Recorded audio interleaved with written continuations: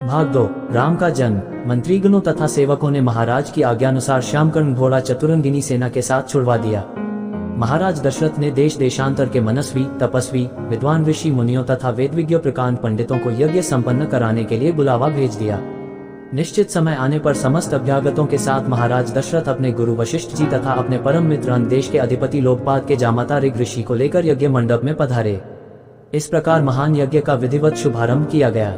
संपूर्ण वातावरण वेदों की ऋचाओं के उच्च स्वर में पाठ से गूंजने तथा समिधा की सुगंध से महकने लगा।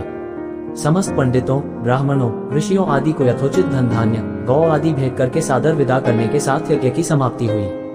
राजा दशरथ ने यज्ञ के प्रसाद चरा को अपने महल में ले जाकर अपनी तीनों रानियों में वितरित कर दिया। प्रसाद ग्रहण करने के परिणाम स्वरूप परमपिता परमात्मा की कृपा से तीनों रानियों ने गर्भ धारण किया। जब चैत्र मास के शुक्ल पक्ष की नवमी तिथि को पुनर्वसु नक्षत्र में सूर्य, मंगल, शनि, बृहस्पति तथा शुक्र अपने अपने उच्च स्थानों में विराजमान थे। कर्क लग्न का उदय होते ही महाराज दशरथ की बड़ी रानी कौशल्या के गर्भ से एक शिशु का जन्म हुआ, जो कि श्याम वर्ण, अत्यंत तेजो में, परम कांतिवान तथा अद्भुत सौंदर्यशाली था। उस शिशु को देखने वाले ठगे से रह जाते थे। इसके पश्चात शुभ नक्षत्रों और शुभ घड़ी में महारानी कैकेयी के एक तथा तीसरी रानी सुमित्रा के 2 तेजस्वी पुत्रों का जन्म हुआ। संपूर्ण राज्य में आनंद मनाया जाने लगा। महाराज के 4 पुत्रों के जन्म के उल्लास में गंधर्व गान करने लगे और अप्सराएं नृत्य करने लगीं। देवता अपने विमानों में बैठकर पुष्प वर्षा करने लगे। महाराज ने उन्मुक्त हस्त से राजद्वार पर आए हुए भाट, चारण तथा आशीर्वाद देने वाले ब्राह्मणों और याचकों को दान दक्षिणा दी। पुरस्कार में प्रजाजनों को धन धान्य तथा दरबारियों को रत्न, आभूषण तथा उपाधियां प्रदान किया गया। 4 पुत्रों का नामकरण संस्कार महर्षि वशिष्ठ के द्वारा कराया गया तथा उनके नाम रामचंद्र, भरत, लक्ष्मण और शत्रुघ्न रखे गए।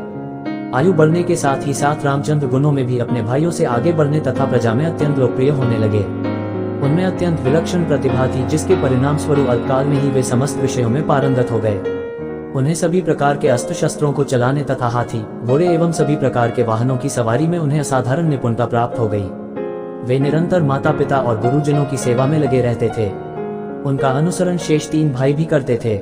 गुरुजनों के प्रति जितनी श्रद्धा भक्ति इन 4 भाइयों में थी, उतना ही उनमें परस्पर प्रेम और सौहार्द भी था।